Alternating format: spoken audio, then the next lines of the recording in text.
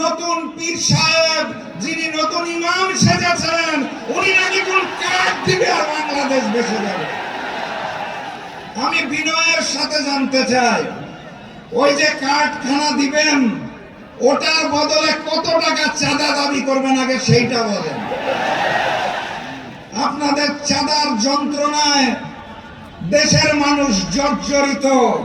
আপনাদের ওই সকল কার্ডের খেলা বাংলাদেশের মানুষ আর বিশ্বাস করে না।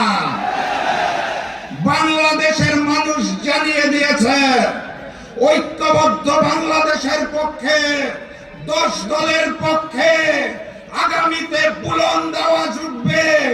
12 তারিখে আমাদের জয় নিশ্চিত সুনিশ্চিত ইনশাআল্লাহ। আমার প্রাণপ্রিয় পঞ্চগড়বাসী, এখানে যারা তরুণ সমাজ আছেন, যারা